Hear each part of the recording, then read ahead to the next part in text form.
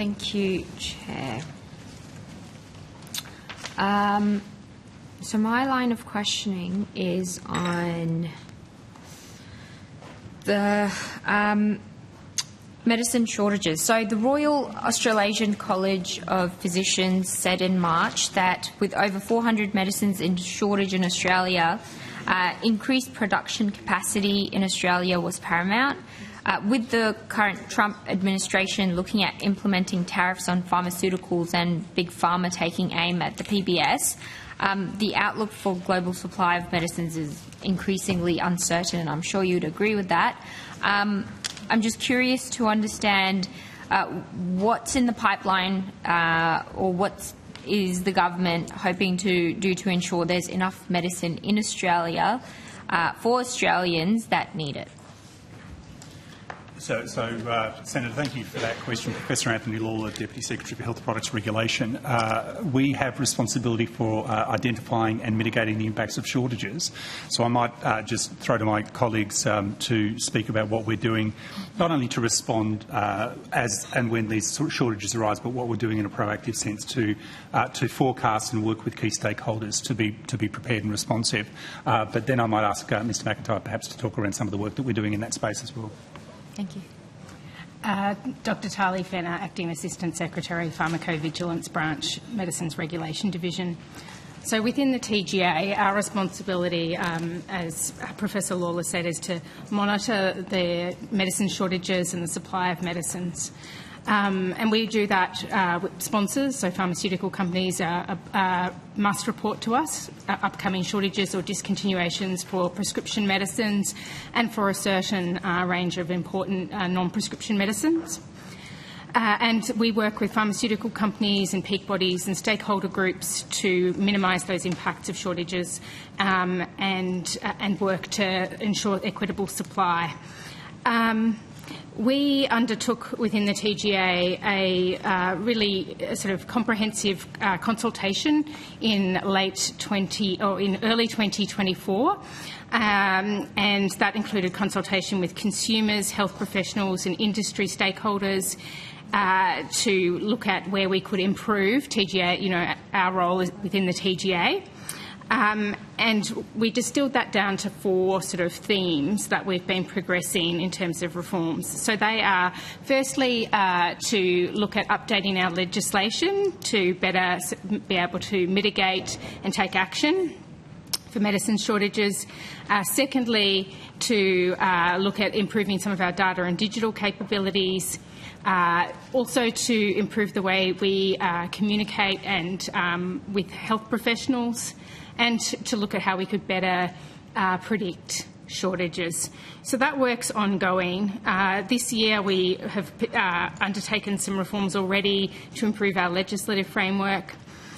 We added around 25 medicines to our non-prescription medicines to our list of medicines that must be reported to us. That includes things like IV fluids, which are really important.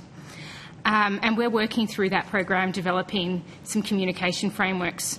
It's important, I guess, to recognise what TGA can't do. We're a therapeutic products regulator, and we can't compel sponsors or companies to make applications to either register a product on the AITG or supply an overseas, apply for an overseas alternative to be supplied. So we have got some limitations in that regard within the TGA, but we're certainly progressing reforms within the scope of our remit. Senator, I mentioned earlier today as well, we've also formed what we call a medicine shortages stakeholder forum with 40 organisations across health professional representative groups, consumer groups, in industry, for example. I did take on notice from Senator Stilldron to provide a list of those organisations as well. So we are looking at where we can continue to make improvements to our processes and communication. So we're really looking to utilise that group ongoing to provide that insight. That's great to hear. Thank you. Medicines for things like diabetes, menopause, rheumatic fever, and breast cancer are among those that have been affected by the shortages this year. While the Health Minister can approve similar medicines for use during a shortage, a constituent of mine named Joanne told me that these are often difficult to find, as a shortage of one type of medicine can lead to a rush on approved alternatives. So what action is the government taking to hopefully address that problem? Senator, perhaps I can come in here. I look after the PBS elements of shortages, and there are a range of things associated with the management of medicines that we do to try and help with situations where medicines are in tight supply. So the TGA has a monitoring process, and that includes reporting that can help understand whether things are in acute shortage or whether the supply is tight. But where it's tight, we have a number of mechanisms to try and ensure that the medicines that are available can be distributed as broadly as possible and minimise those knock-on impacts to other therapies. The most important of those is probably the minimum stock holding requirements.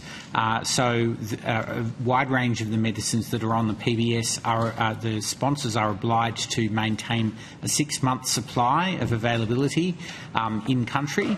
And where they're unable to do that, they have reporting obligations to advise us, and we can then work with them and with other sponsors to communicate the supply tightness and ensure equitable distribution. We also have new arrangements that have been put in place with wholesalers, with an agreement that we signed with pharmaceutical wholesalers last year that oblige them to manage the supply such that there can be equitable distribution when supply is tight. This is, if you like, the toilet paper shortage problem, where there is enough, but everyone puts a rush on it at the end. And what can happen is the big players, which are often in metropolitan areas, get everything they need, and the little players, who tend to be small pharmacies and remote and rural, they're the ones that miss out. So we work with the pharmaceutical wholesalers to ensure that some supply is held back to be made available to those that might need a smaller amount of supply. We also work closely on particular issues of shortage. IV fluids is an example of where the Minister made announcements last year, and a company that manufactures in Australia has ramped up their production of IV fluids onshore so that we can make sure that the supply tightness there can be met. Onshore production is often not possible, but where it is, it's certainly one of the options that we discuss with wholesalers and potential pharmaceutical sponsors. I'll leave it there, but there's a lot more about all of those items. Yeah, just on the 6-month supply, does that apply to alternatives as well, or is that just...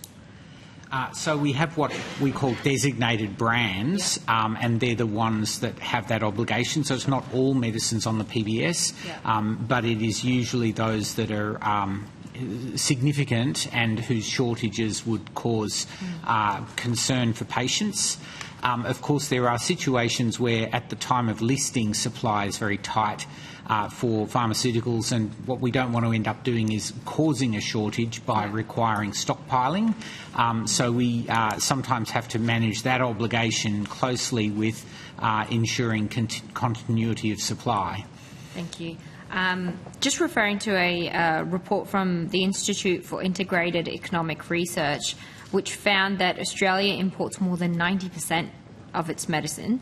The local manufacturing sector is small, but the Royal Australian College of General Practitioners suggests that further investment in domestic medicine production could help to address shortages and, hopefully avoid the toilet paper situation. Will the government invest in domestic production of medicine to help those Australians affected by shortages? Senator, certainly the Australian government considers all options to address medicine shortages. There are a very wide range of medicines, and one of the unfortunate things about medicine supply chains is they're all quite different from each other. Many medicines have a primary ingredient that is only made in one place in the world. And so Australia, alongside many other countries, have to deal with these supply chains flexibly.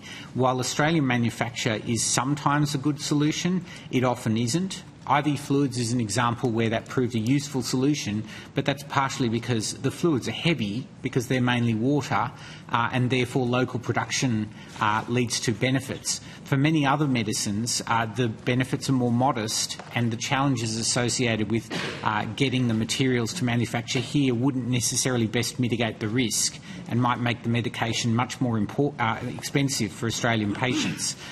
So we continue to work with sponsors.